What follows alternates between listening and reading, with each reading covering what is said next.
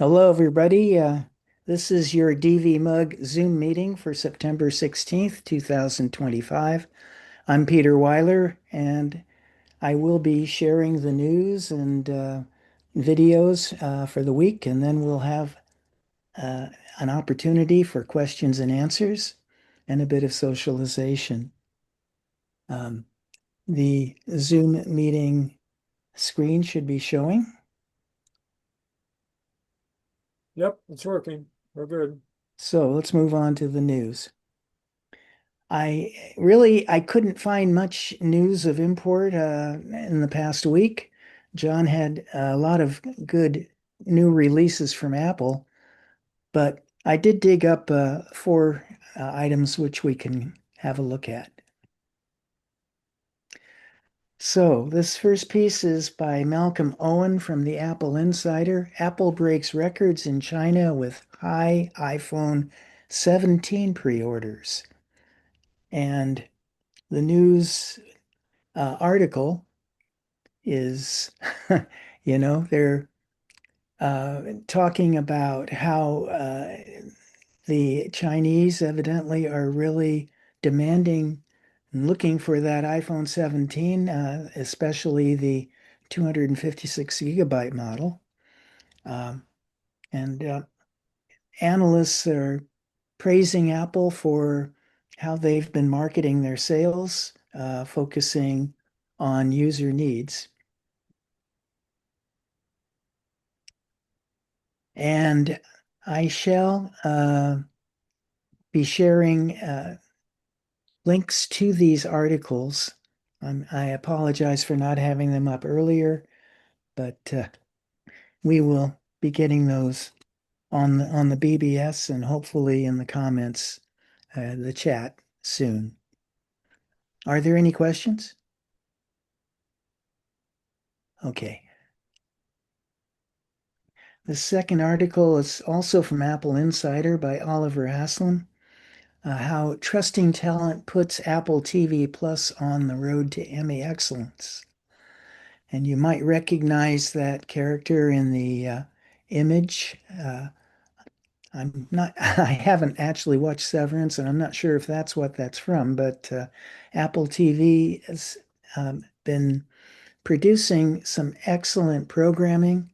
Um, A lot of the reason apparently is because they're giving the creators a lot of license to follow their own instincts and to um, produce the kind of shows that they want, and the quality evidently has been very high. Um, Ben Stiller and Seth Rogen in this article praise Apple's willingness to allow the creators to make these kinds of decisions. Again, any comments? Okay. That was from Severance. That was from Severance. Thank you. Yeah, Yeah. Are very many of you watching Severance out there? I quit in the second season. It I quit in the second season. made no sense. Right. I'd comment, but I didn't even start the first season, so I'm not in a position to make much judgment here. Well, let's move on. So, Apple's new iPhones have a new security feature to stop spyware hackers. This is from Macworld, Jason Cross, and um, this includes the iPhone Air, the iPhone 17 and 17 Pro, and they're using software MIE, Memory Integrity Enforcement, uh, to block the bad guys that are trying to get into our computers and spy on what we're doing. Um, Evidently, MIE is pretty good at thwarting this, and no system is perfectly secure, but pundits feel that this should enhance protection from these kinds of attacks. Any comments or questions? You may add that this only applies to the new releases of the iPhone. All the other ones remain still vulnerable. There is Hmm. no memory integrity on anything lower than the new 17. Well, thank you. Yeah, thank you, Bruce.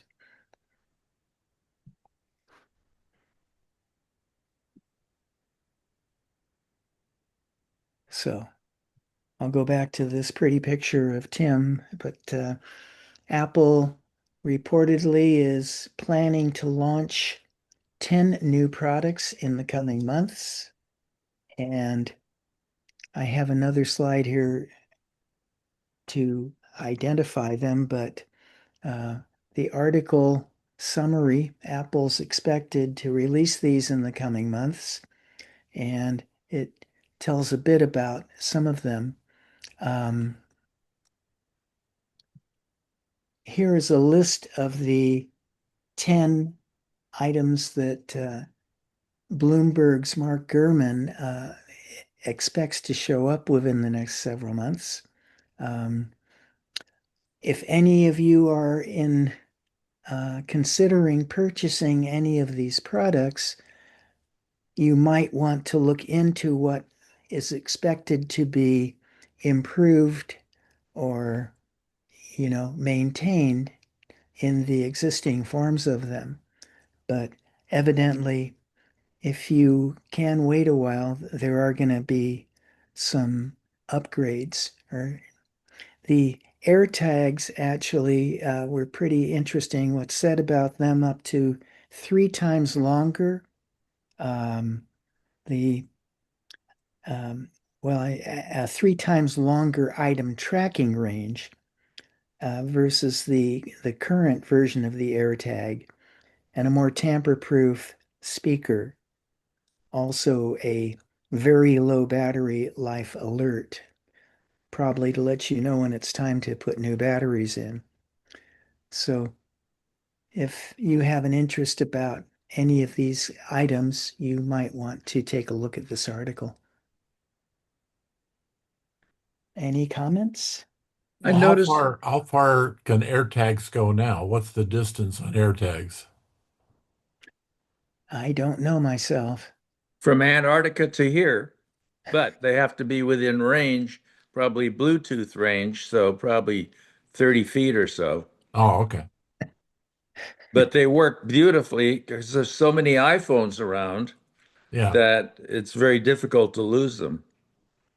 But I noticed there's no iMacs in that list. That's The iMac hasn't been in the rumor list for the.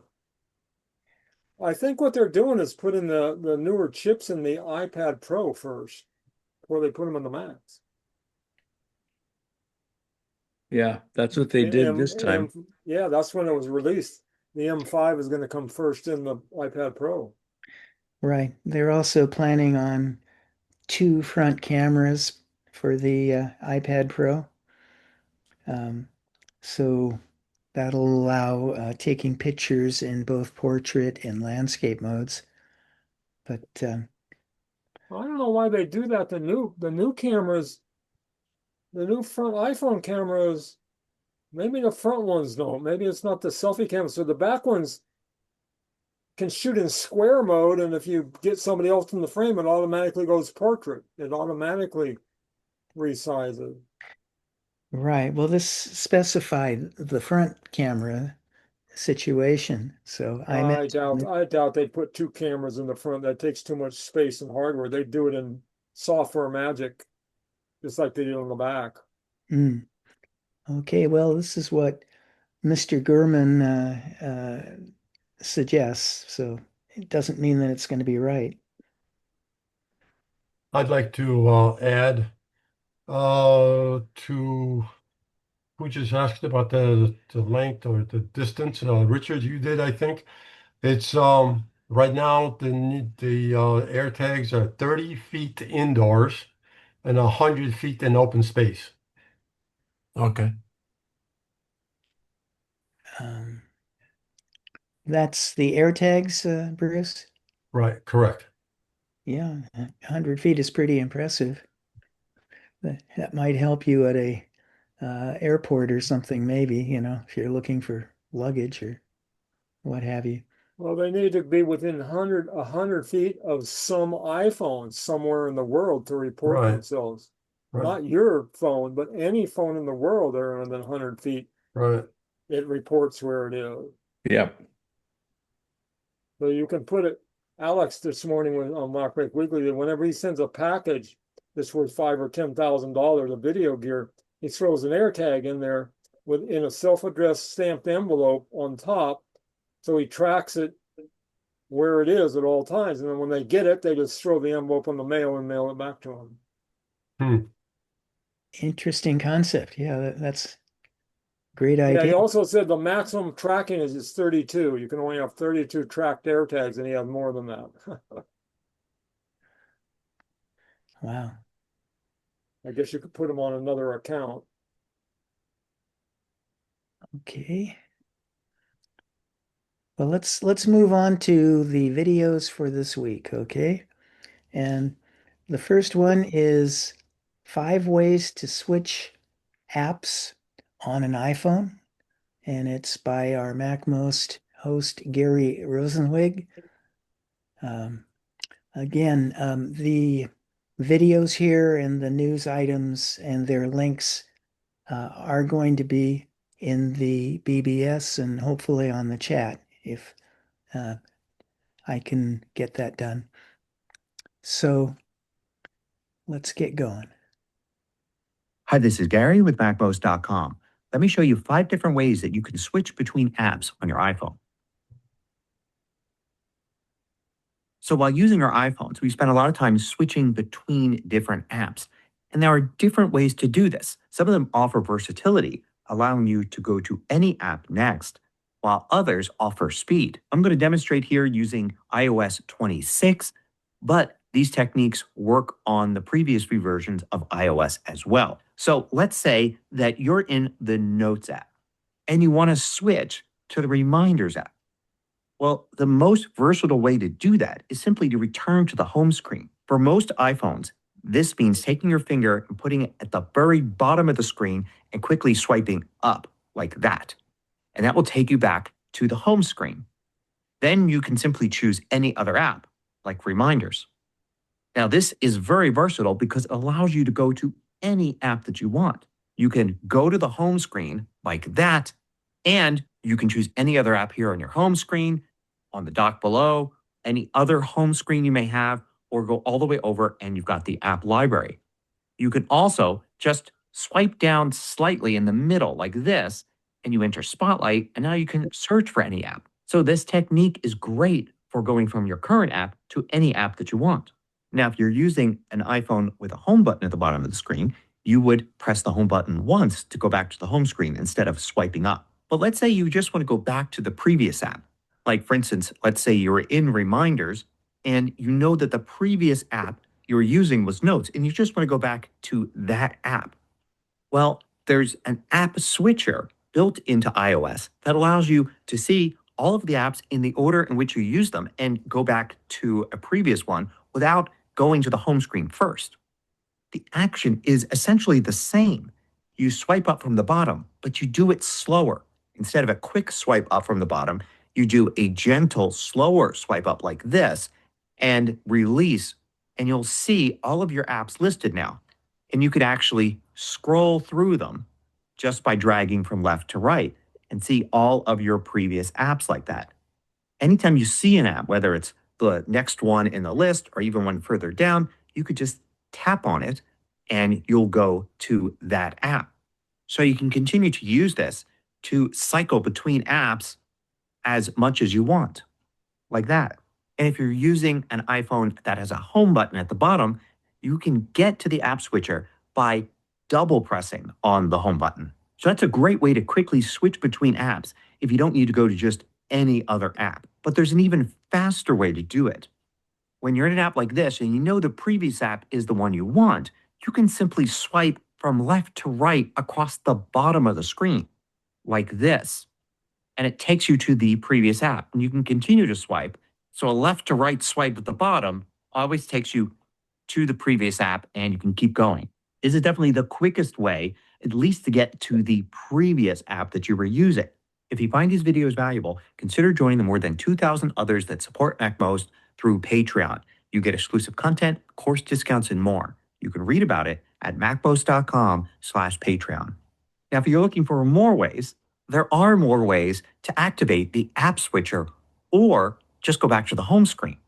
For instance, you can go into settings and then to accessibility and then scroll down to touch. Go into touch and scroll down to the bottom and you've got back tap. And you can set here what happens when you double tap the back of your iPhone or triple tap it. And you've got options here that allow you to switch apps. For instance, you can just use the app switcher. So now with that selected and set as my double tap, I can be in an app. I can activate the app switcher just by tapping twice on the back of the iPhone and now continue to use regular swipes on the screen to pick what I want. If you like, instead of app switcher, you can set this to home and have it as a quick way to get to the home screen. And remember, you've got double tap and triple tap. So maybe you could set one to app switcher and one to home if you like. Now you can also go back in accessibility here and to touch and turn on assistive touch. And then you can customize the menu in assistive touch and set one of these, like let's say this button here, to the app switcher or to home. Now you've got this button here. And if you tap it, it brings up the menu and you could see there's the app switcher. So it's an easy way to get to that. But if you really want to, you could actually change the assistive touch button to, instead of a single tap opening the menu, actually going directly to the app switcher, or make it so that a double tap or long press will go to the app switcher or perhaps the home screen. And another option along these same lines is if your iPhone has an action button on the side, you can also customize that to go to the app switcher or to the home screen through the accessibility functions that you can access through the action button. Now, there's one last method I want to show you to switch apps. It's probably not the one you're going to use, but it's good to know that you can do it this way. Let's say you're in Notes here and you want to switch to Reminders. You can simply use Siri. So activate Siri however you have it set. I have it set for the side button when you press and hold it to activate Siri, and I could just ask it to go to Reminders. Reminders. You can see it switches. Notes. So that's another way to do it. And for completeness, I should add that if you have an external hard... Oh, apologize about that. Are there any questions about this one? Not sure what happened with the end of it. The one thing he mentioned at the beginning was that you have to slowly swipe up to Yeah. see all the apps there. I'm not that I'm in disagreement or anything, but I don't ever remember doing that. In other words, I just flick up from the bottom and not slowly, but The slow one lets you see everything that's running. The fast one just closes that particular app. Well, what he really should be saying is you push up from the middle of the bottom to the middle and you release. That's what oh, gives okay, you the okay, apps. But he I get describes it. it badly. Apple describes it badly. Now, I had an experience today with iPad OS 26 where I had to invoke Siri to shut the system down because it didn't recognize the swipe to power off anymore. Then I had to reset my whole damn tablet. You swipe to power down? It Yes. sounds like Windows. Click start to, No. When you want to completely power down your iPad, yeah, you slate. it no longer is the power button that brings up Siri. So if you want to shut it all the way down, you have to get it in mode to shut it all the way down. There's no power button. Okay. Don't you just, don't, There's a power button up in the upper right-hand corner on the edge. Yeah, but in order to shut down a phone, you have to hold the volume down and the power button on the Yeah. side to get a shut iPad. down. iPad. Yeah, we're talking about the iPad. I'm talking about the iPad and What? iOS 26. Huh? Anyway, I had to reset the whole damn thing. I lost all my folders. Oh, So, so Bill, are you saying that if you push the power button on the iPad, it won't shut off? Or what are you saying? Pushing the power button on the iPad invokes type to Siri for me. Oh, that's strange. But what stopped working for me was going to settings and saying shut down, and then on the screen it said slide to power off. It was not responding to that at all. So I had to use Siri to shut down the iPad after putting iOS 26 on it. On the So you couldn't iPad, have. I there's just another tried way that to and you're shut right. it down, and then from the upper right corner, slowly drag your finger down, and there's a power button right there above all the widgets. I don't see. Are you in 26? I am now. Yeah, Yeah, well, in the control center. yeah. Oh, you're right. It is in okay. the control center. I've never used that. Oh, Hmm. Yeah, the control center can be pretty handy, I find. The only way I ever shut the iPad down was holding down the power button and the top volume button or something like that uh-huh. and then swipe it over.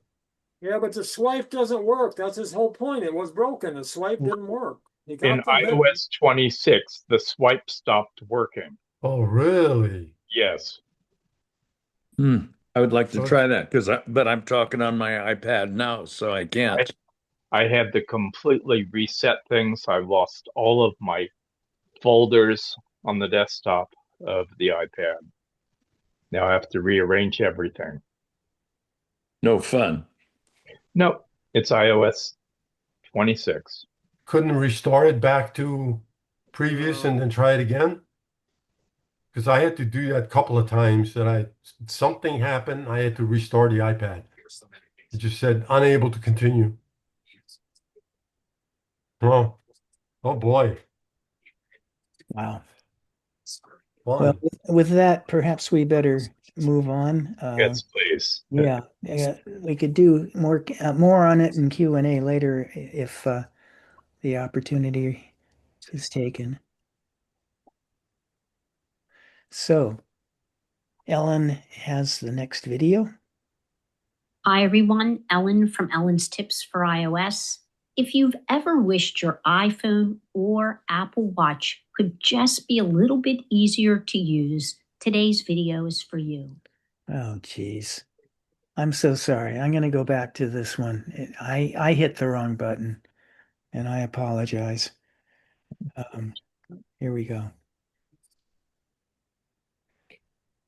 Hi, everyone. Ellen from Ellen's Tips for You're not iOS. sharing your You're screen. not, Where'd you put the iPhone. you're not controller? sharing. We're not Oh. seeing. We're not Share your sharing. screen. It's Oh, on you lost the share screen? it's on TV. It's not on MLB network. Jeez. Oh. Okay. Wait, he's talking. Yeah. Mr. Once you Hornick? hit the wrong button, it doesn't work well. So I'm sharing here, I think. Can you see me pull this up? Yes. Yeah. Go full screen. Play and go full screen. Yeah.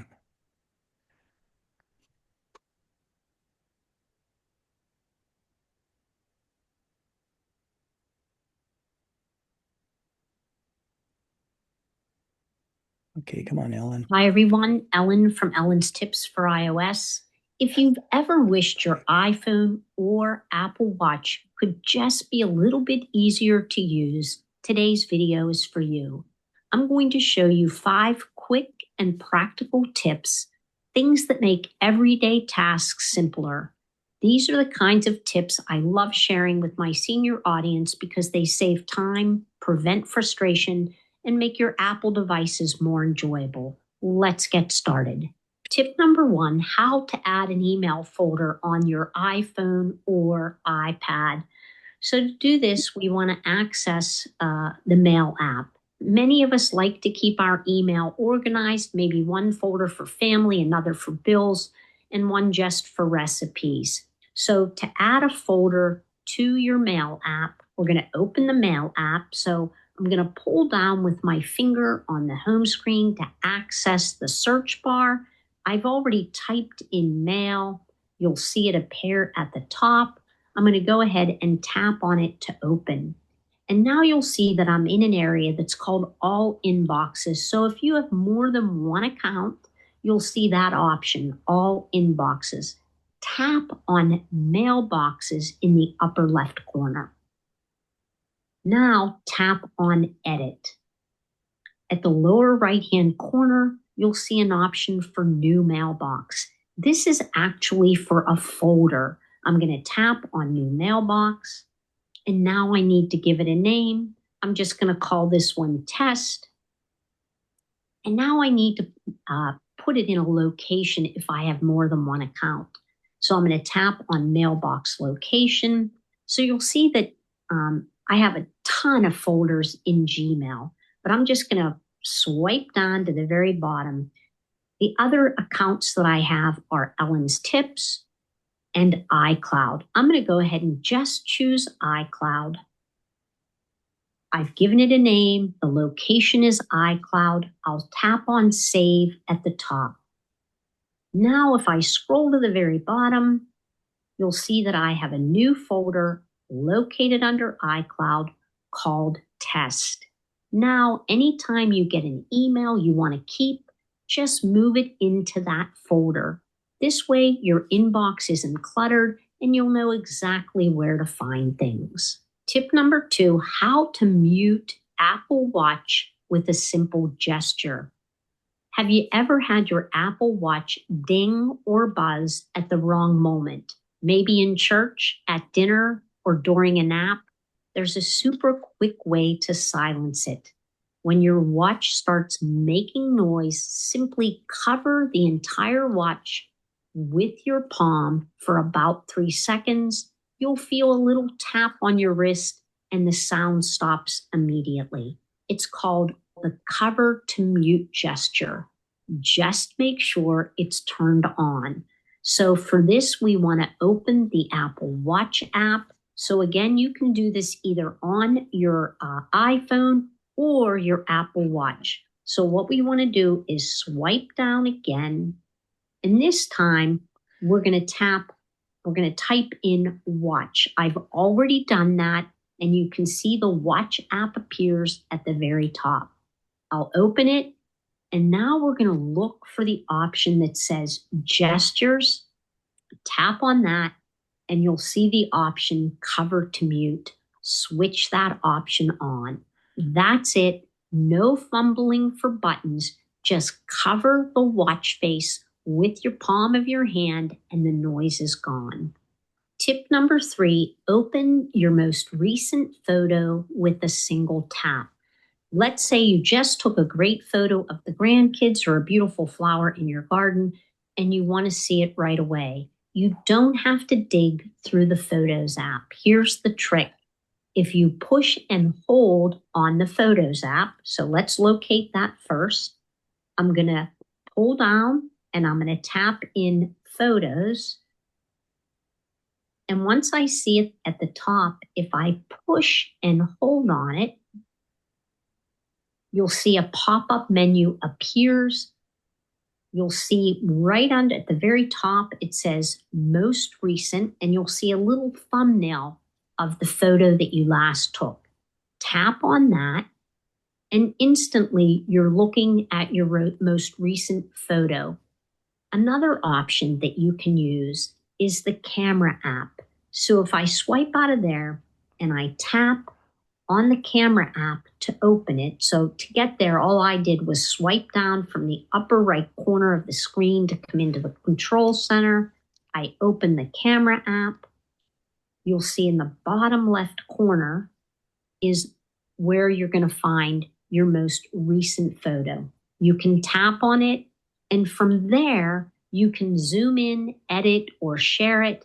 To do that, you have all of these options. So here's your option to share, but if I want to edit, I'm going to tap on this little icon next to the eye. That'll take me into the edit options. This is so much faster than going back to the Photos app and scrolling through your entire library. Tip number 4, how to select a frame from a live photos. Live photos are fun because they capture a few seconds of movement and sound, but sometimes the main frame isn't the one you like best. Maybe someone blinked or turned their head. Here's how to pick the perfect frame. We're going to open the Photos app. We're going to locate media type, so start scrolling towards the bottom. Tap on Live Photos. Scroll until you see the photo that you want to change. I'll tap on it to open. Now I'm going to tap on Edit next to the eye. And now tap on Live. You'll see all of the frames that were taken during the live photo. And now you can choose the one that you like best. Tap on Make Key Photo. And once you do that, that's the photo you'll see in your album. It's like choosing the best snapshot from a mini video. I'll go ahead and tap on Done. And now that's the photo we'll see in the album. Tip number 5, how to resend an email on iPhone the easy way. We've all been there. You send an email, then later realize you need to send it again, maybe to another family member or because the first person didn't get it. Here's the easiest way. We're going to open the Mail app again. So locate the Mail app. I'm inside the app library where I'll tap at the top and I'll start typing in Mail. I'm going to tap Mail to open. Now I'm in all of my inboxes, but I want to go to my Sent folder. So I'll tap Mailboxes in the upper left corner. And now I'll tap on Sent. Find the email that you want to resend. Tap to open it. Once you do, you want to come down to this curved arrow and tap on that. A menu will open. You'll see an option in that menu that says Send Again. Tap on that. It'll pop up the email. You can change the to whoever you need to send it to. Once you do that, or if you need to resend it to the same person, it's already ready to go. You just tap on the blue arrow to send. No need to copy, paste, or retype. This is a big time saver. And there you have it, 5 quick and handy tips for your iPhone and Apple Watch. Adding folders to organize email, silencing your Apple Watch with your palm, opening the latest photo in a single tap, picking the perfect frame of a live photo, and resending an email without starting from scratch. These little tricks really add up to a smoother, easier experience with your devices. If you found this video helpful, please give the video a thumbs up and subscribe to the channel. You don't want to miss next week's tip. And if you'd like a free weekly PDF guide to go along with these videos, sign up for my newsletter. I'll leave a link in the description below. Thanks so much for watching. I'll see you next time. I think there's some pretty good ideas there. I was a little surprised to see that Ellen showed her email address for everybody to to see, but hopefully she won't have grief from that. Are there any comments or questions? I love to send again an email. If somebody asks you a question and you already answered it to somebody else, you can go back, send again, change the address, hit go, and you're good to go. Very. Yeah, really handy. Okay, the next video is by Leo Notenboom, and he's discussing backup options that aren't a good idea. Should I back up to an SD card, a USB stick, or an SSD? Hi, everyone. Leo Notenboom here for AskLeo.com. Here's a question I got some time ago. Now that you can buy a 256 gigabyte SD card for around 25 bucks, would that be a good way to back up a laptop? I hate plugging in an external drive to back up my laptop. This way I can schedule automatic backups and not worry about connecting the media. The 256 gigabyte card has a lifetime warranty, so if it fails, you can, in theory, get a replacement. Any idea about the expected failure time for reading or writing the SD card daily? So I'll be honest with you. This feels like a really bad idea. There are a couple of things that actually make me uncomfortable about this. First, I want to point out something about warranties. I think that we don't think about warranties properly. What does a lifetime warranty really mean? Well, it means if the SD card dies, you get a free replacement for the card. But if the SD card dies, it takes whatever's on it. Poof, all the backups you may have stored on it are gone, typically with no hope of recovery. Of course, you can say the same of any external hard drive. They also die, though technically the data stands a somewhat higher chance of recovery should that external drive be a traditional hard drive. The difference here is what lifetime we expect from the hardware.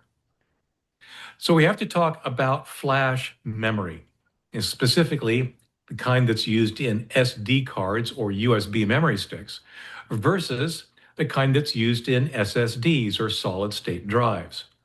A $25 256 gigabyte SD card or even a USB memory stick falls into the category of what I would typically call cheap flash memory. Flash memory wears out more quickly the more often you write to it, and periodic backups can write a lot of data. I would not trust my backups to a cheap SD card. However, an SSD, a solid-state drive, is a different beast, and honestly, the per terabyte prices look comparable. While it technically uses flash memory, it's of higher quality. It's not a card. You can't just insert it into an SD slot. It's either designed to be the hard disk drive replacement for your machine or an external drive, the very thing you're trying to avoid.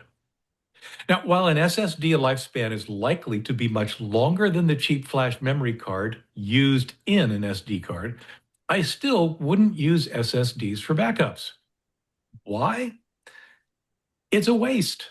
The big advantage of SSDs is their speed, specifically their reading speed. When used as a primary system drive, you'll often notice significant improvements in your overall system speed. It's one of the best upgrades you can make to an older machine, replacing an old traditional spinning magnetic platter hard drive with an SSD.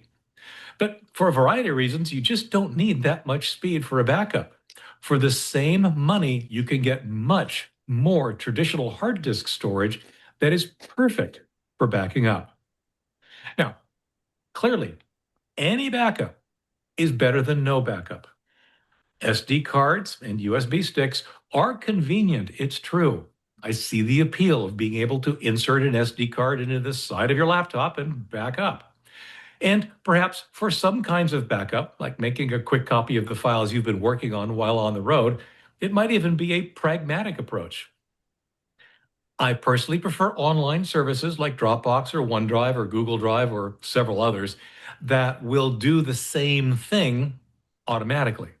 But for large image backups, as I still recommend, cheap flash memory is just not yet something I'm ready to trust. Backing up is too important. I would much prefer backing up to an external, traditional hard disk that you connect periodically. This is what I do even when I travel. Or backing up to an external SSD, which is basically the same thing, just more expensive for the amount of space you've got to back up to.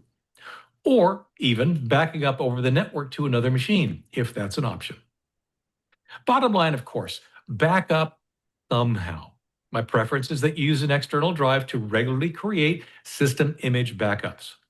Failing that, any backup is better than no backup. Ask yourself, if your laptop's hard drive died suddenly, what would you lose? Make sure that is backed up as you go. For updates, for comments, for links related to this topic and more, visit askleo.com/14343. Remember, you can ask questions at askleo.com/ask. You can subscribe to my newsletter at askleo.com/newsletter. And you can support Ask Leo by visiting askleo.com/patron. I'm Leo Notenboom. This is askleo.com. Thanks for watching.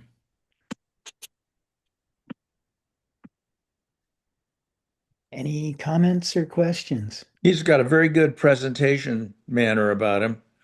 But the thing that we're so lucky about is we have Time Machine.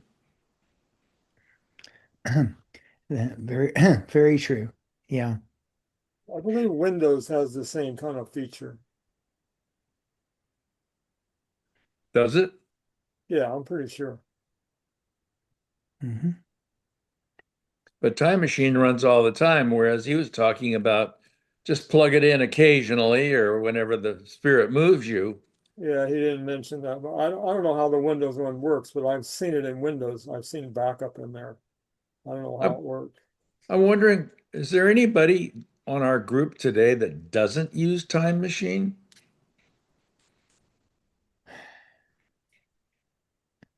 I use Time Machine, but I have to take it out when I want to be mobile with my laptop. Yeah, that's appropriate. Good. Just make sure when you come back and plug it into the power at your normal location that you use the most, that you plug the Time Machine. The power goes in, Time Machine goes in. Yeah. Okay. Will do. Then that saves everything that you've done while you've been traveling. Yes. But it doesn't harm or take risk on the dangling time machine that's hanging off the laptop. It's the time machine's still on the table. It's just not connected at that moment. Perfect. Great. Couldn't be better. Yeah, thanks, Rick, for bringing that up. Anything else? Okay. Then our next video is by Dan Wasink on letting the app library help with your iPad. Now let's take a look at another way we can view our apps, and that is through the app library. With the app library, we're able to view all of our apps that are installed on the iPad without seeing them through. I lost the video. Or I did. Lost the sound. Yeah. Lost the sound.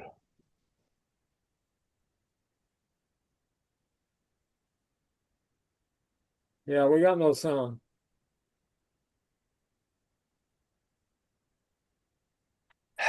Jeez.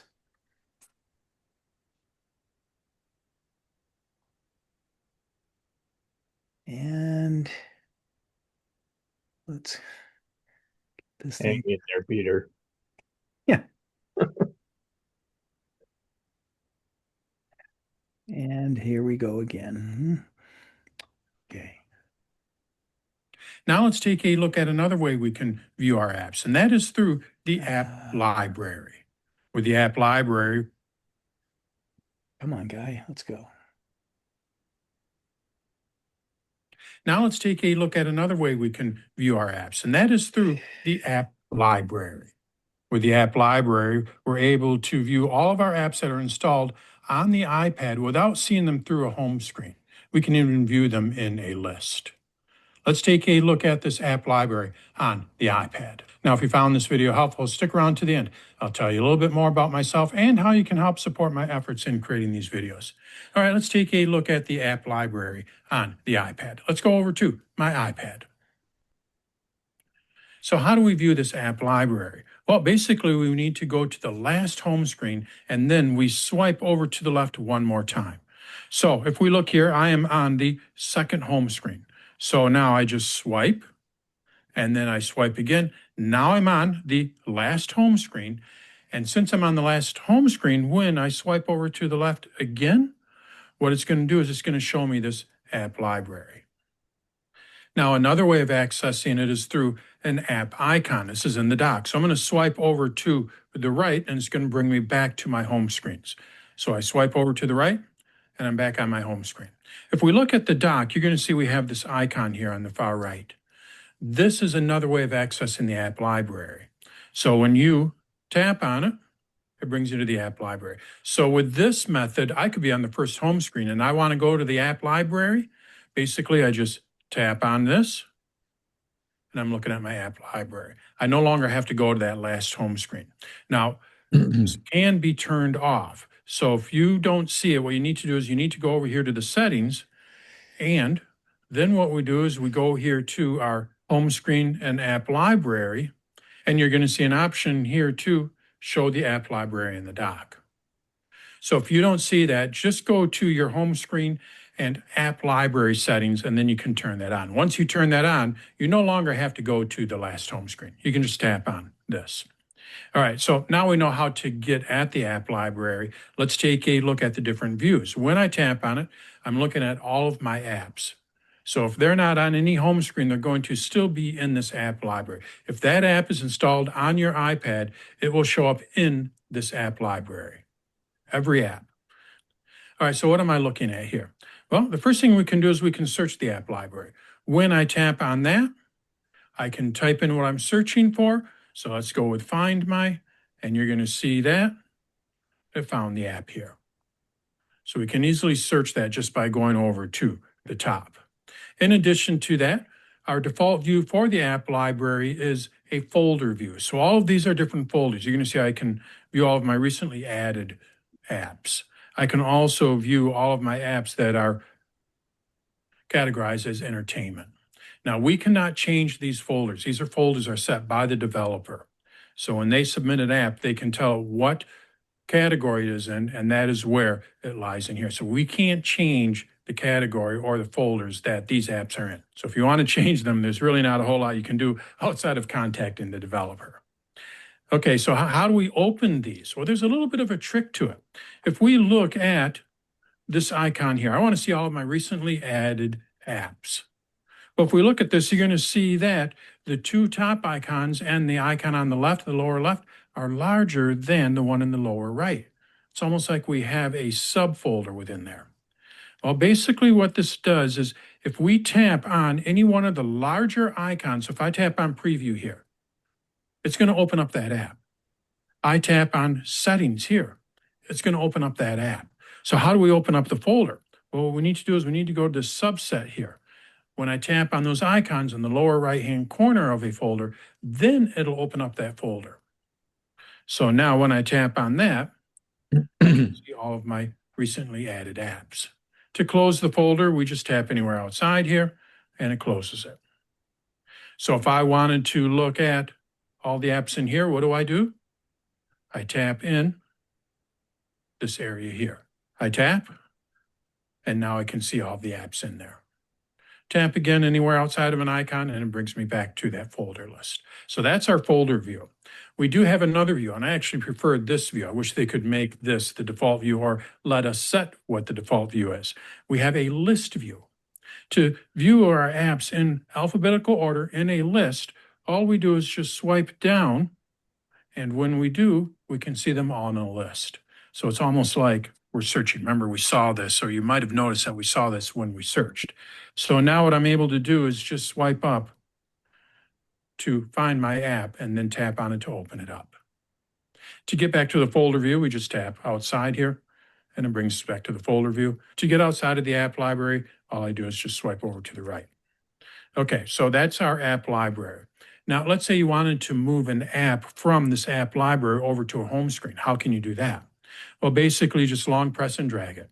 So I have the camera app here. I want to move that over to my home screen. I long press and I drag it, and I can move it onto any one of my home screens. So that's basically all we have to do. Long press on it and drag it. So that is the app library, where you can see all of our apps that are installed on the iPad. We access this by going to the very last home screen and swiping to the left one more time, and then you're going to be in your home screen. You can also tap on the home screen icon, which is located in the dock. Once you're in your app library, you'll see all of your apps categorized by folders, and if you swipe down, you can view them as a list. And then, of course, you can always drag an app outside of that app library, and it'll install it onto a home screen. It'll still keep it in the app library, but it'll also be on that home screen. So that's how we work with the app library on the iPad. Now, if you found this video helpful, what you may want to do is like the video. You could subscribe to my channel. You could share it with your friends and family. I also have a couple of other options for you.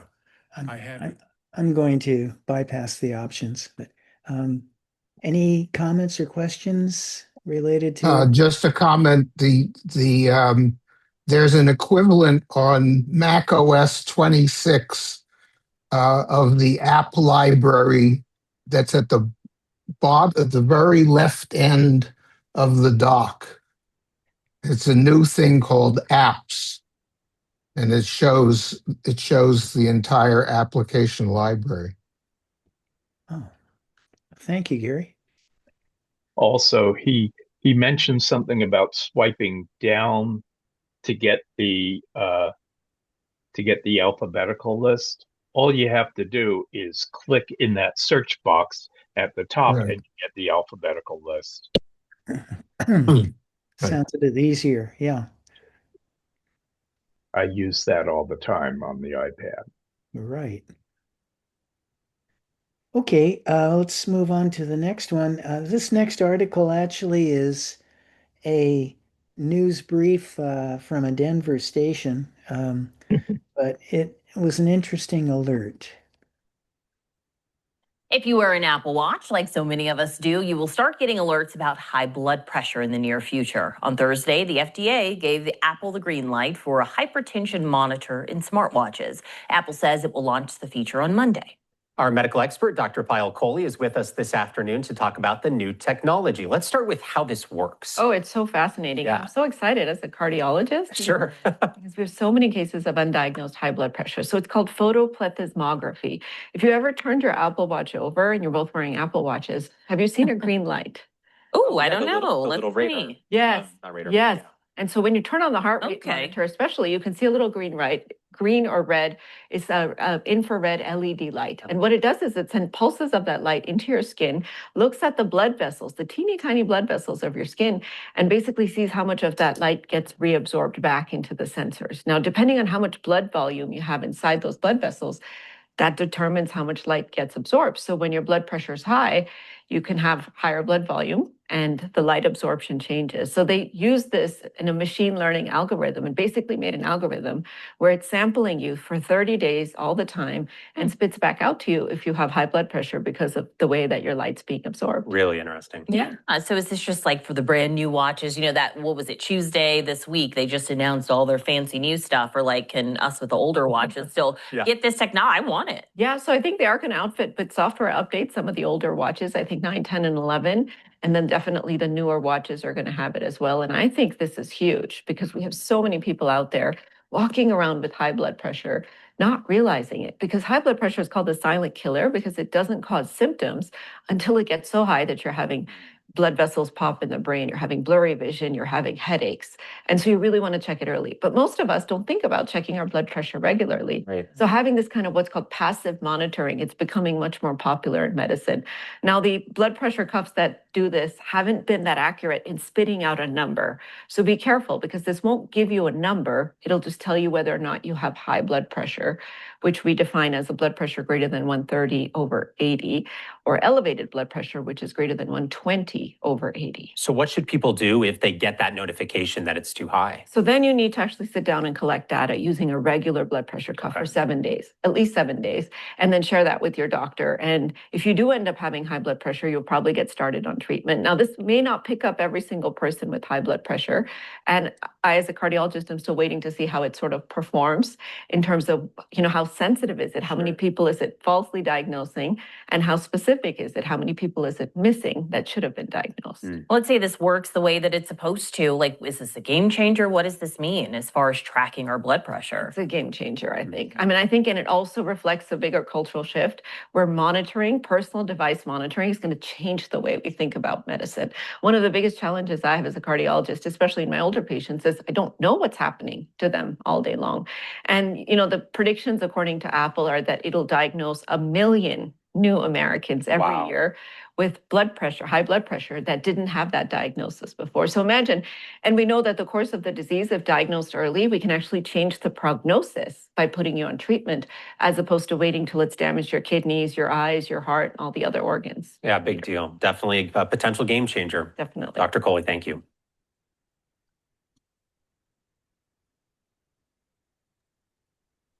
Any comments? Yeah, you can't use this if you're already diagnosed with high blood pressure. They tell you, apparently, when you try to set it up, said, have you been diagnosed? They say, no, that's not what this is for. Not to monitor your pressure, it's to warn you that you possibly have high blood pressure and you don't know it. You've never been diagnosed, and that you need to go check it out. It also takes about 30 days for it to register. Right. And the good part, though, is that this feature works all the way back to watch version 9. Another good part is that if you are under treatment and taking medication, this will report to you that your medication is covering your high blood pressure, which is really good. Well, when you try to turn it on, apparently, it asks you, have you been diagnosed with hypertension? If you say yes, they say you can't use this. Yeah, but you could trick it and say no. When Tim Cook presented it, he said it's soon to be approved by the FDA. It didn't even say it was approved yet. Yes, it was. When? Like yesterday. Oh. The day before. It's already done. Okay. It's already active. If you've upgraded to the it can be active new Watch OS on a compatible watch, you'll have it. You need to turn it on though. I didn't read where it was approved. Okay, so you turn it on in settings, John? I don't have a watch, but they said this morning that when he tried to turn it on, they asked you a question: have you been diagnosed with hypertension? If you are, and you are, and honestly, it says no, you can't use this feature. That's not what it's for. It's not to monitor your blood pressure when you already have. It's to diagnose that you have high blood pressure possibly, and you don't know it. Go get checked so you can get reliable readings and get on a treatment plan. Yeah. I imagine Apple wants to cover its bases a bit too, not give people a sense of. I imagine if you were diagnosed with high blood pressure and you ignored that and turned it on and you weren't following your treatment, it would tell you that you possibly have high blood pressure when you're not taking your medication or whatever you're doing, exercise or diet. And so then it would warn you that you're not doing a good job, I guess. Yeah. Okay. Well, good information. I have one more video for you. It's by Rich Bolin, and he's talking about the new iPhone 17. So should one upgrade to this phone?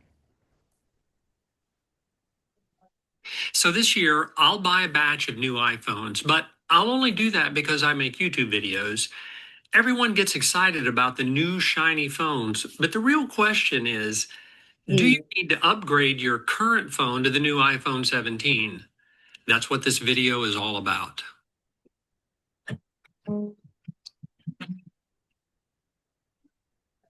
Hi, my name is Rich, and I make simple videos on how to use your iPhone and iPad. That's my little corner inside YouTube.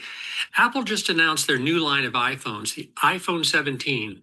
I watched the Apple event, and like most people, I was dazzled by all the marketing stuff that only Apple can pull off. But at the end of the day, the question of whether one should upgrade to these new phones kept rattling around in my head. After all, these phones are expensive, and there needs to be, at least for me, a good reason to make the switch. I asked my wife if she wanted to upgrade her iPhone 13, and, she just rolled her eyes. She's not a fan of change. While there are probably 100 reasons to upgrade or not to upgrade, in today's video, I'm only going to cover 4 simple things to think about that, to me, will help guide you into a reasonable decision on whether to upgrade or not. This doesn't need to be complicated. So we'll discuss software support, the quality of the camera, screen brightness, believe it or not, and maybe the most important of all, the cost. Okay, let's get started. So iOS 26 is now the latest operating system, and I've discovered the hard way that if you get too far behind in updating your iPhone software, things don't go well. One good thing about Apple, unlike some of their competitors, is that they support a lot of older iPhones with the latest software, even when the older iPhones don't support some of the newer hardware features. Apple just makes it work. And right now, if you have an iPhone 12 or newer or a second generation iPhone SE, you can update your software to iOS 26 when it's officially released later this month. So before buying a new iPhone, why not try out the latest operating system first and see if you're satisfied with how it works? If so, maybe you just keep your existing phone a little longer. On the other hand, if the new operating system doesn't run on your older iPhone, or it just chokes along when trying to run on your iPhone 12, well then maybe it's time to upgrade. But my vote is to give iOS 26 a shot on your existing phone first, and then pull the trigger later if you need to. The iPhone started out as a phone with a camera attached, and now it's kind of become a camera with a phone attached. And I must say, having a camera in my pocket has been great through the years. No more lugging a real camera around, or if you're old like me, no more buying film and getting it developed at the local drugstore. Apple has continually improved their camera system over the years, and the iPhone 17 is no exception. Now, I'm not going to go into all the camera specs and compare all the iPhone cameras to one another. Suffice it to say that the iPhone 17's camera is the best yet. But here's the rub, at least for me. When I took photos with my iPhone 7, I was amazed at how good they looked, and that was a long time ago. So somewhere along the line, the cameras got to a level that I was just satisfied with the picture quality. And even though I can tell a big difference between the iPhone 7's photos and the iPhone 17's photos, I was satisfied with the photos from my iPhone 7. My wife and I have a bunch of photo albums stuck on a shelf that we never look at anymore. I scanned those photos into my iPad, and now we look at them there. Strange how times have changed. Anyway, if you're big into photography and are always looking for ways to improve your photos, then upgrading to the latest iPhone 17 makes sense. If not, then maybe waiting a little longer to upgrade makes sense. Maybe it's just me or my old man eyes, but I like a bright screen, especially when I'm outside. So while I won't spend much time on this, I do think it's something to consider because it's so practical. Here I compare the peak brightness of the iPhone 16 as well as the oldest iPhone iOS 26 will run on, which is the iPhone 12. You can do this on Apple's website. Apple lists the iPhone 17's peak brightness, which is how bright the phone will get outdoors, at 3,000 nits. Now don't let that term nits throw you, it's just a measurement term. But as you can see, the iPhone 17 is 33% brighter than the latest iPhone 16, which has 2,000 nits of brightness. And the iPhone 12 doesn't even have a peak brightness feature. So here's the thing, if you have no problem seeing what's on your iPhone screen indoors or outdoors, then maybe you don't need to upgrade, at least for this reason. If you do have trouble seeing what's on your screen, then go to a store and take a look at the new iPhone 17 and see if it solves the problem. Then you can make a reasonable decision. And last but certainly not least is the price. It doesn't matter if you have all kinds of issues with your existing iPhone if you can't afford to buy a new iPhone. And man, these things are not cheap. But even if you can afford a new iPhone, you still need a good reason to do so, at least in my opinion. That's why I put this video together. The base iPhone 17 starts at $799. The new iPhone 17 Air starts at $999. And the fancy iPhone 17 Pro Max starts at $1199. Sometimes I think it's crazy. I had a phone on my kitchen wall when I was a kid growing up, and we never changed it. Now we can spend $1,000 a year upgrading to a new pocket phone. Anyway, the price of all the new iPhones are steep to me, so unless I'm struggling with the phone that's in my hand, I wouldn't upgrade. The crazy part for me is that because I'm on YouTube, I'll be at the Apple Store first thing to buy a new batch of iPhones so that I can make videos telling you how great the iPhone 17s are. Strange how that works. I'm sure my wife thinks I make YouTube videos just so I can go out and buy new iPhones every year. I don't know. Maybe she's right.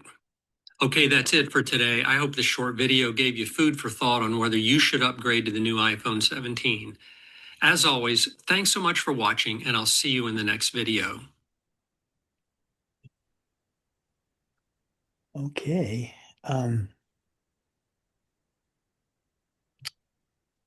Any comments? Yeah, I know. did he say at the beginning that iPhones 11 won't get Yeah, iOS? no, he was wrong. Of course he's It's wrong. okay from 11 on. Yeah. And he didn't mention anything about the storage amount that some people are running out of, and it could be a reason to upgrade. Yeah, He also didn't mention the iPhone 16e. That's still the low as in a new phone, but that's still in the lineup.